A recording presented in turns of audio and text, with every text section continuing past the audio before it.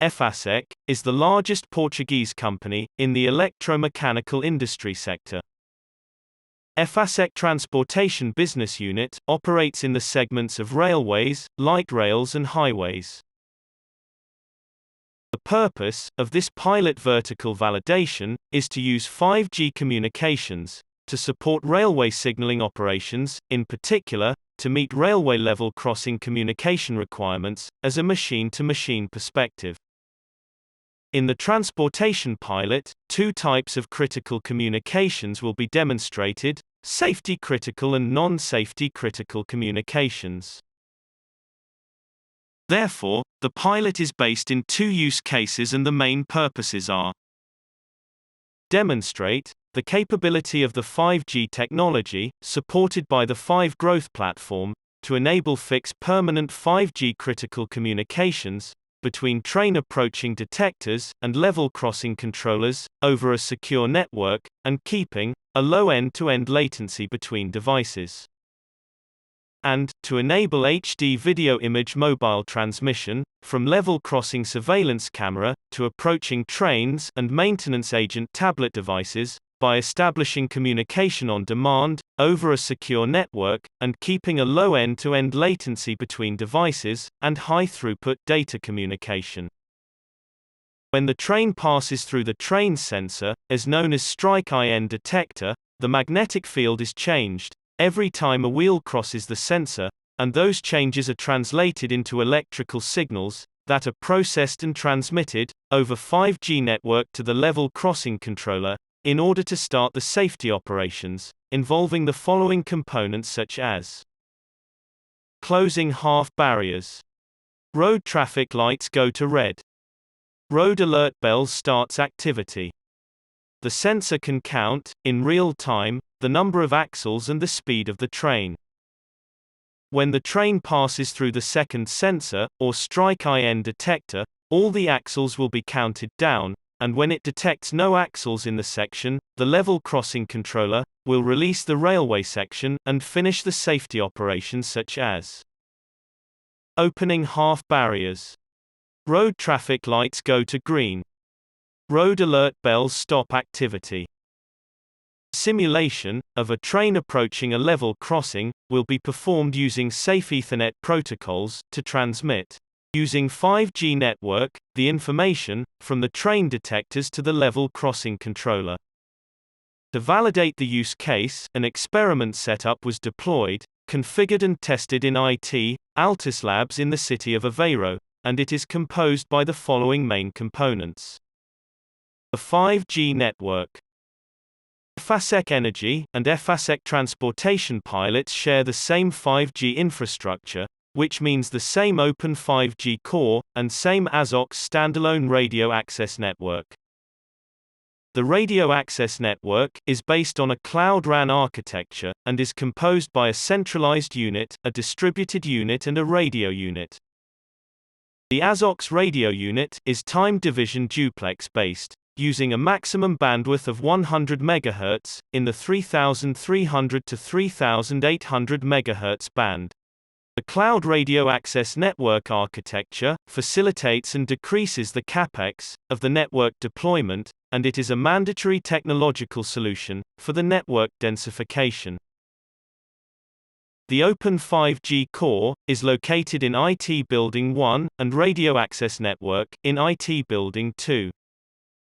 Presently, Efacec Transportation Equipment concerning the Use Case 1 and Use Case 2, and Efacec Energy concerning Use Case 1, are installed at IT Labs sharing the same radio unit. During November of 2020, interoperability and performance tests were carried out, and some issues were identified and solved, which means that the 5G network and verticals setup is ready for the next phase. Bring the pilots into their real environment.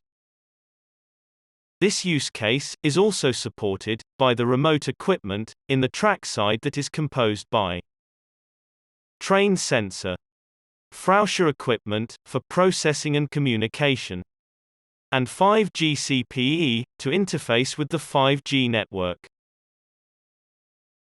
The use case is also composed by the Frauscher train sensor, that is directly connected to the railway track, and is responsible to detect all magnetic changes imposed by train metal mass in movement. The Frauscher sensor is a compound of magnetic sensors that is screw against the railway track in order to detect train wheels and count them. With this information, is possible to determine that a specific zone of the track is occupied by a train, with a specific number of wheels, a calculated length and speed, a direction of movement, etc. The signal, coming out from the sensor, is then fed into the AEB board in order to process the signal. The AEB board is a processor unit that uses the signals grabbed by the sensor and process them into valid information such as number of wheels, axles, length of the train, speed of the train, direction of movement, etc. After processing those signals, the status and data of the different parameters of the system are sent to the FSE board. The FSE Communication Board implements a FSE protocol, known as Fast and Safe Ethernet, to communicate the status, processed by the AEB board, and communicates to the central controller unit of the level crossing. So, with this information, the level crossing controller can manage the behavior of the level crossing barriers, the bells, and the traffic lights. Typically, the complete system has a similar equipment in the other extreme of the section, in order to count again the number of wheels, axles, and release the section of the train presence. This can allow again to control the behavior of the barriers, bells and lights, releasing the automotive traffic to restart its movement in the level crossing. Typically, the transport of the FSE communication uses fiber optics or Ethernet cable, depending on the distance to be traveled, but in this use case, we will use wireless 5G network to make this communication, reducing, this way, the cable and installation costs. The FSE equipment is connected via Ethernet to the Raspberry Pi 4 that uses the Huawei 5G router to send that information to the level controller. The information is transmitted over 5G network to the level crossing controller, which receives the information from the remote location equipment and manage the operation of the safety equipment. In this location, we also have a similar Raspberry Pi 4 implementing the safety and security application, as well the simulator functions and a Huawei 5G CPE. The simulator reveals the integrity of the safety protocol, as well the status of the remote Frauscher rack equipments and train sensor. The Safe Ethernet protocol allows to have, under an Ethernet interface, a way to keep a continuous communication between the sensor and the controller, because both sides transmit the status signal with a specified frequency defined on the configuration file. Each side of the system transmit and analyze the timestamp of the message to be sent, received and verify if the time is according the expected value and inside limits. The timestamps of both systems do not need to be matching, because this railway protocol uses each other reference in order to calculate the time difference between transmission and reception of the status message. If a certain message is lost, or is received out of order, the system logs it as an outdated message. If the sequence of messages is interrupted, and after the timeout defined in the configuration file, the system protects itself, and the level crossing gets into a safe mode, by closing the road barriers, activating the traffic lights and bells. When the communication is established again, the level crossing status goes to normal situation, and all equipment in the level crossings goes to the expected position. Because the Frauscher train sensor needs to be calibrated with a big mass of metal, and this setup is very difficult to be assembled in the laboratory, the test scenario simulates the Frauscher train sensor with some resistors in the back of the Frauscher rack. Then, we will simulate the train axle counting with a combination of toggles in the switches present in the front panel of AEB board of the rack.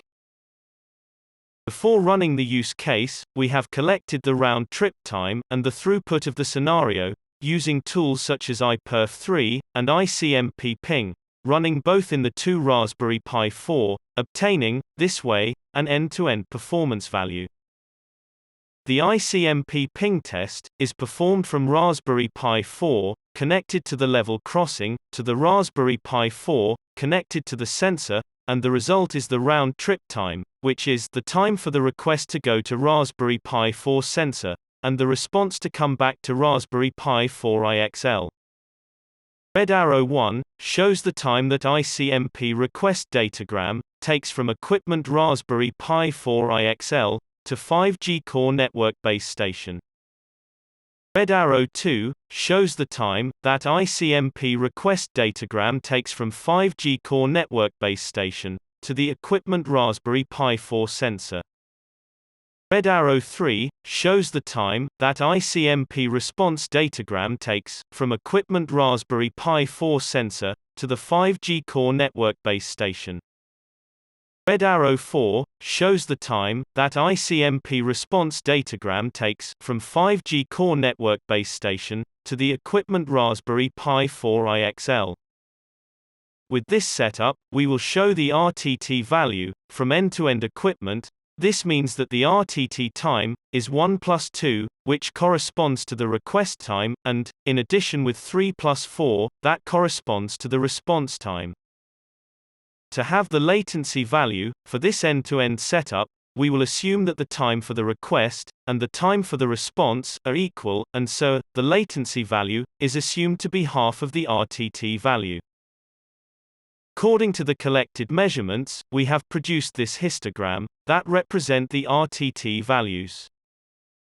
The minimum value observed is 28.203 milliseconds, and maximum value is 51.516 milliseconds. The average jitter is 2.6 milliseconds. The performance of the 5G network, in terms of UDP traffic, is usable for values around 70 megabits per second with 0.043% of lost datagrams. This value is justified by the following ASOCS 5G network characteristics.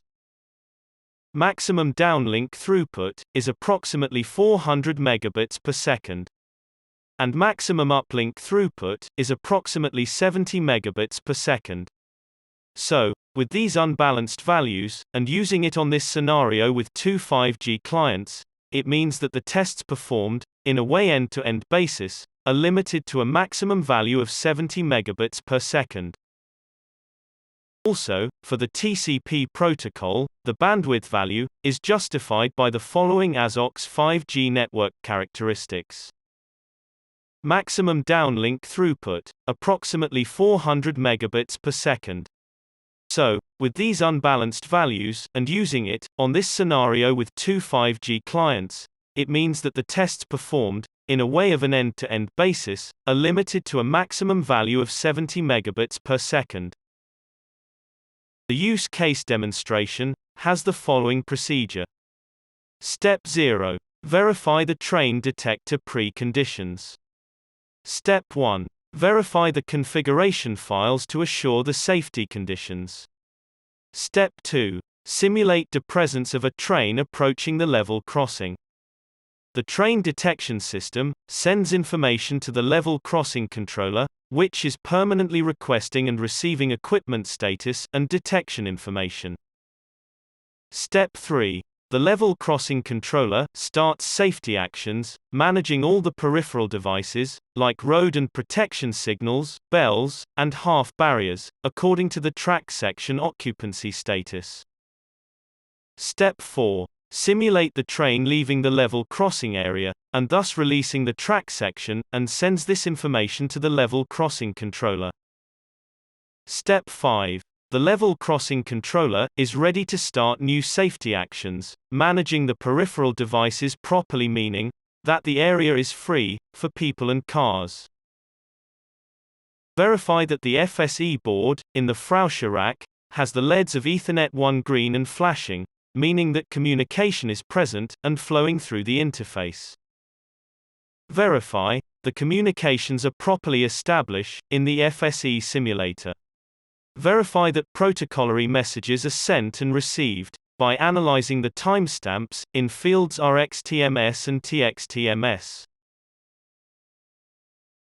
Both the communication card and the simulator must be configured to send the status messages every 100 milliseconds, with a timeout of 400 milliseconds. With this safety conditions, the system ensures that if there are no status messages received from the other equipment for a period of the defined timeout, the system forces the level crossing safety equipment to get into the safe mode and closes barriers for automotive traffic, activates red lights for automotive traffic, and the bells are activated. If the status messages link is reactivated and status messages flow between the equipments, then the safe mode is terminated, and the all safety equipment gets to the correspondent status of the level crossing.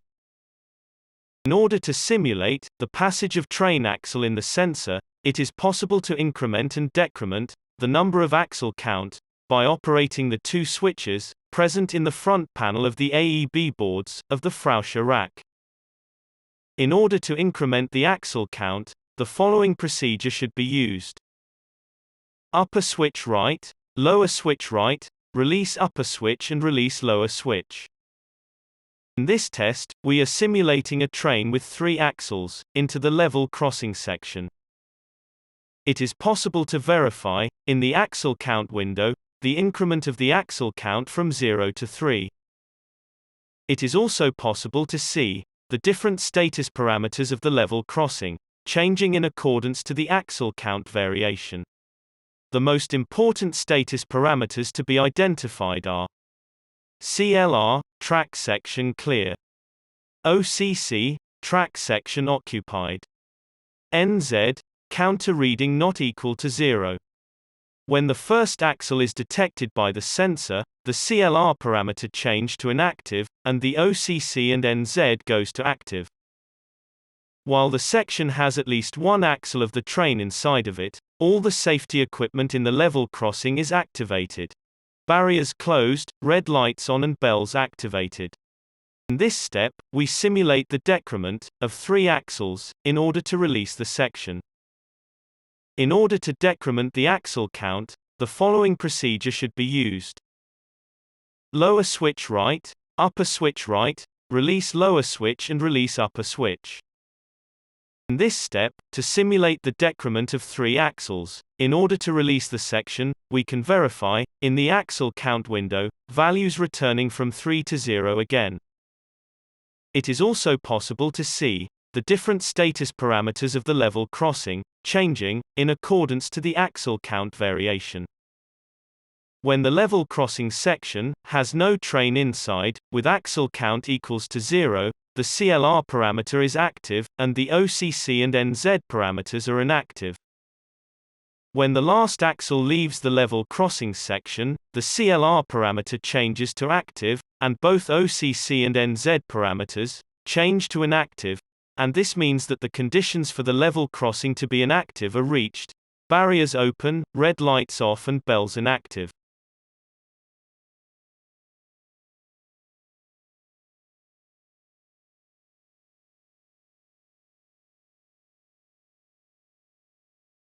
Thank you for all your attention. This is the most relevant information regarding the status of the vertical transportation pilot related to month 18.